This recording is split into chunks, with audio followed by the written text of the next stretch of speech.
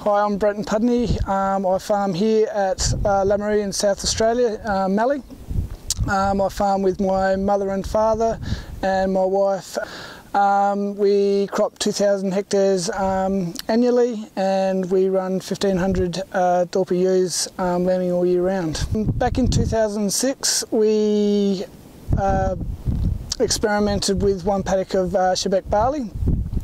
We sowed it fairly early at 100 to 120 kilograms to the hectare, and then it was a 100 hectare paddock, and put 400 ewes on there to see how it would go.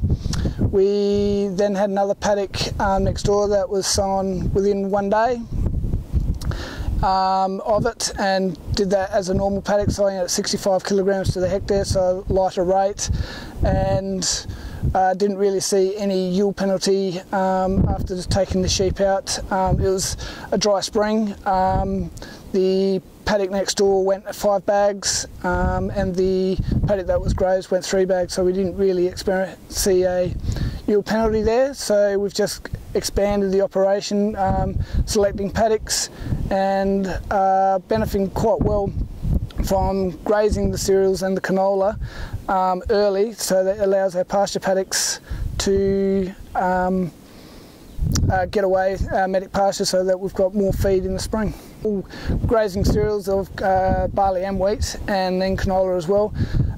Biggest issues are trying to find clean paddocks, because you do have chemical withholding periods on your herbicides that you use, so you try and select paddocks that are fairly well clean the year before, like got good weed history, and then when you do take the sheep off, you've actually removed a fair amount of nutrition from the actual crop, so you always have to go and top it up with nitrogen. We usually go out there with 50 kilograms to the hectare of urea after we've removed the sheep from the paddock. We first started out at 120 kilograms to the hectare with the barley. We're now cutting it back to around about 100 kilograms to the hectare, compared to with wheat we're sowing it at 70 kilograms to the hectare normally, and 60 to 65 kilograms to the hectare for barley. That's to increase the bulk, so that we get, with the grazing, they do reduce the number of heads, so you get more plants per square metre, and produces a lot more growth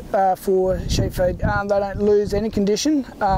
Some they put on weight, and we also, when we do put them out there, we're spreading our lambing all through the year, and the lambs seem to do quite well, whereas if we had a grassy pasture or a medic pasture, the pasture just seems to slow down in those winter months, whereas with the early sowing and the high seeding rate, there's a lot of bulk there, and so the ewes do quite well and keep the lamb growing as well when they lamb down on it. We'll just keep it the same way it is at this stage. We're keeping our ewe numbers, and that area keeps up to the number of ewes that we've got with the farming at the moment. It just adds to the flexibility of the farming.